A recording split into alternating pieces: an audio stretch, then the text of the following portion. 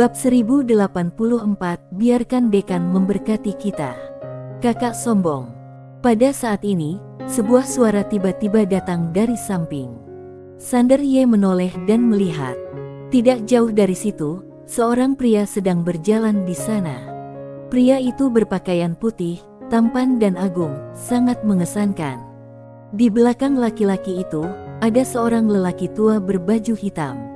Lelaki tua itu kurus dan langsing, wajahnya suram dan dia tampak agak cuek. Melihat pria itu, sebuah cahaya tiba-tiba menyala di mata Sander Ye. Makan malam sudah tiba.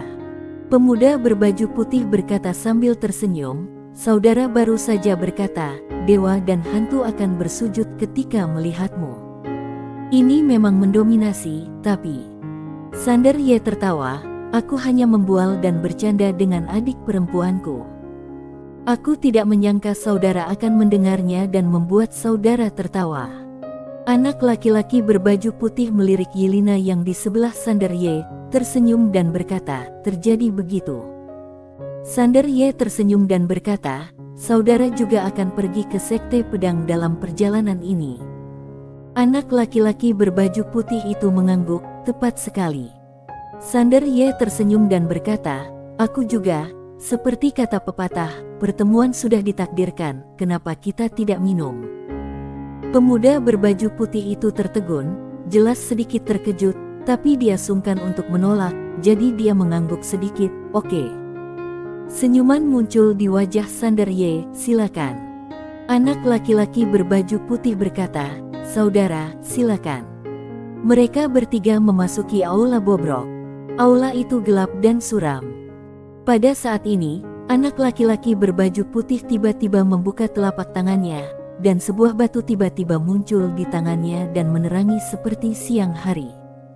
Batu bulan. Ini jelas pertama kalinya Yelena yang melihat hal seperti itu, dan matanya terbuka lebar. Anak laki-laki berbaju putih meletakkan batu itu di atas meja dan kursi di dekatnya. Lalu dia mengeluarkan selimut panjang dan membentangkannya di tanah. Kemudian, dia melihat ke arah Sander Ye dan Yelena yang tersenyum dan berkata, silakan duduk. Sander Ye duduk di atas selimut bersama Yelena yang, dan anak laki-laki berbaju putih itu juga duduk. Untuk benar-benar puasa, hanya orang kuat seperti Kaisar Agung yang dapat melakukannya. Oleh karena itu, para kultivator di bawah Kaisar Agung masih perlu makan. Melihat makanan penutup yang lezat itu, mata Sander Ye dan Yelena yang langsung berbinar. Anak laki-laki berbaju putih itu mengeluarkan sebotol anggur lagi dan 2 gelas anggur. Setelah menuangkan segelas untuk Sander Ye, dia tersenyum dan berkata, apa nama? Saudara. Sander Ye berkata, Yangor Ye. Anak laki-laki berpakaian putih itu sedikit terkejut, bermarga Ye.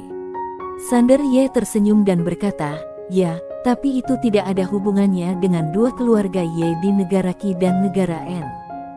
Pemuda berbaju putih itu tersenyum dan tidak berkata apa-apa. Sander Ye berkata, apa nama saudara? Anak laki-laki berbaju putih tersenyum dan berkata, Munian. Sander Ye melihat-lihat jajanan itu dan berkata sambil tersenyum, Kakan, sejujurnya, kakak dan adikku tidak punya biaya atau makanan apapun. Kami sengaja mendekati Kakan. Sebenarnya, hanya ingin untuk makan gratis. Aku tidak tahu apakah Kakan keberatan. Mendengar perkataan Sander Ye, lelaki tua berbaju hitam itu meliriknya. Jejak keterkejutan muncul di mata Munian. Jelas dia sedikit terkejut dengan pengakuan Sander Ye. Dia tersenyum dan berkata, ini hanya makan saja, hal kecil, hal kecil. Sander Ye menangkupkan tinjunya dan berkata, terima kasih banyak. Setelah mengatakan itu, dia mengambil 1 bakpao dan menyerahkannya pada Yelena yang makan. Yelena yang sangat lapar, jadi dia mengambil bakpao dan mulai memakannya. Sander Ye juga mengambil bakpao dan mulai makan. Saat ini, dia tidak peduli dengan citra. Munian memandang kedua orang itu dengan senyuman di wajahnya. Sander Ye tiba-tiba berkata, saudara An berasal dari keluarga An negara Qi. Munian mengangguk, Sander Ye memandang Munian dan berkata sambil tersenyum, sejauh yang aku tahu, keluarga An terutama berlatih budo. Saudara An, kenapa kamu belajar pedang? Munian tersenyum dan berkata, keluarga An terutama berlatih budo, tapi aku lebih suka latihan pedang sejak aku masih kecil. Sander Ye tersenyum dan berkata, jadi begitu. Munian memandang Sander Ye, lalu berkata, saudara Ye, apakah kamu juga seorang kultivator pedang? Sander Ye mengangguk, ya. Munian ragu-ragu sejenak, lalu berkata, aku ingin bertanya, saudara Ye, di ranah apa kamu sekarang? Sander Ye berkata, tubuh fisik tingkat ke-9. Munian tertegun, tubuh fisik tingkat ke-9. Sander Ye mengangguk, Munian melirik ke arah Sander Ye, kakak Ye, apakah kamu yakin ingin bergabung dengan sekte pedang?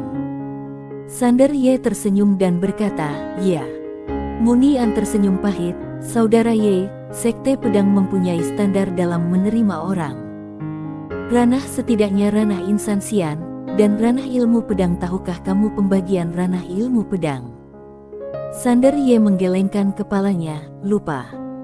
Munian memperkenalkan, alam ilmu pedang dari rendah ke tinggi adalah pemain pedang, kultivator pedang, master pedang, raja pedang, santo pedang, dewa pedang agung, kaisar pedang agung, pedang fana, masuk fana dan menerobos fana, lalu memasuki dewa. Dan untuk masuk ke dalam sekte pedang, ada syarat lain yaitu harus menjadi kultivator sejati, yaitu kultivator pedang yang paham jiwa pedang. Sander Ye tersenyum dan berkata, aku tahu. Dia ingin masuk ke sekte pedang, tentu saja bukan iseng. Dia juga sudah menyelidikinya dan dia tahu betul bahwa dengan kondisinya saat ini dan kultivasi ilmu pedang, niscaya mustahil untuk bergabung dengan sekte pedang negara Qi. Tentu saja ini mengacu pada kondisi proses normal. Tapi dia punya metode yang tidak biasa. Munian melirik Sander Ye dan tersenyum, karena kakak Ye tahu, tapi masih ingin pergi, menurutku ada metode lain. Sander Ye mengangguk, ya. Setelah mengatakan itu, dia dan Yelena yang sudah menghabiskan semua makanan ringannya. Melihat ini, Munian mengeluarkan beberapa makanan ringan lagi dan menaruhnya di depan Sander Ye dan Yelena yang. Sander Ye memandang Munian dan berkata dengan penuh rasa terima kasih, terima kasih.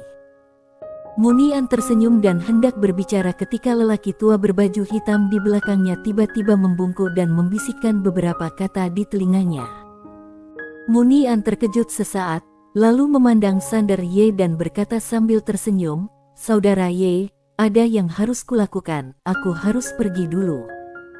Setelah berbicara, dia mengeluarkan beberapa makanan ringan dan menaruhnya di depan Sander Ye dan Yelena yang, serta 10 kristal spiritual.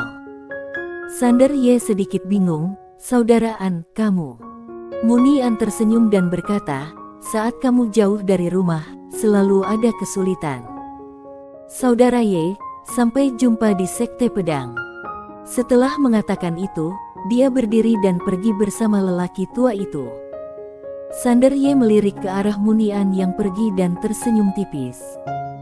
Dia harus mengatakan bahwa generasi keluargaan ini mengejutkannya. Tanpa banyak berpikir, Sander Ye memandang Yelena yang di sampingnya dan berkata sambil tersenyum, baca buku. Yelena yang mengangguk cepat, oke. Ada 2 hal yang paling dia sukai, yang satu makan dan yang lainnya membaca. Di luar, Munian juga sedang menunggangi kuda biasa. Setelah dia menaiki kuda tersebut, lelaki tua berbaju hitam itu pun menaiki kudanya. Dia memandang ke arah Munian dan berkata, Tuan muda, apakah menurutmu anak itu tidak sederhana, jadi berteman dengan dia? Munian menggelengkan kepalanya, aku tidak terlalu memikirkannya. Orang tua berbaju hitam itu sedikit bingung. Munian tersenyum dan berkata, saudara Ye itu pasti agak tidak biasa. Lagi pula, setelah mengetahui bahwa aku berasal dari keluargaan, dia masih begitu tenang dan santai. Ini sedikit mengejutkan aku. Tetapi, Yang membuat aku menghargai dia lebih banyak adalah sikapnya yang terus terang. Begitulah seharusnya kamu sebagai manusia, lakukan saja apa yang kamu inginkan dan jangan terlalu sombong. Lelaki tua berbaju hitam itu berkata dengan sungguh-sungguh, sebenarnya dengan kekuatan dan jati diri Tuan Muda, kali ini tidak perlu ada penilaian. Apalagi sekte pedang juga hanya sekedar prosedur. Tuan Muda bisa langsung masuk ke sekte pedang, kenapa harus kamu? Munian menggelengkan kepalanya. Kamu juga tahu tentang kejadian pengawal Guan Xuan Fan Di Fang. Terlihat dekan sangat marah saat itu. Kalau keluarga An tidak memperbaiki diri, benar-benar akan menghancurkan diri sendiri. Saat dia mengatakan itu, dia mengangkat kepalanya dan melihat ke langit, dan berkata dengan lembut, kakinya juga ibarat berjalan di atas es tipis di akademi utama, dengan hati-hati menjaga kekuatan semua pihak. Saat ini, kita harus lebih berhati-hati. Sederhananya, keluarga An sekarang harus menjalin hubungan baik, mematuhi hukum, dan bersikap jujur, maka keluarga An akan dapat berdiri teguh. Oleh karena itu, aku akan membatalkan semua hak istimewa itu di masa mendatang. Orang tua berbaju hitam berkata, tapi atasan. Munian menggelengkan kepalanya, kita tidak bisa mengendalikan orang lain, kita hanya bisa mengendalikan diri sendiri, ayo pergi. Setelah mengatakan itu, dia pergi. Lelaki tua berbaju hitam itu menghela nafas pelan, tatapan rumit muncul di matanya. Masalah di pusat Akademi Guan Xuan terlalu rumit. Biarpun kini keluargaan tergolong sejahtera, tetapi mereka tetap berperilaku hati-hati di Akademi Pusat. Tanpa berpikir panjang, lelaki tua berbaju hitam itu pun pergi. Larut malam, di rumah kuno, Yelena yang tertidur bersandar pada sandar Ye. Pagoda kecil tiba-tiba berkata, bagaimana kamu akan bergabung dengan sekte pedang besok?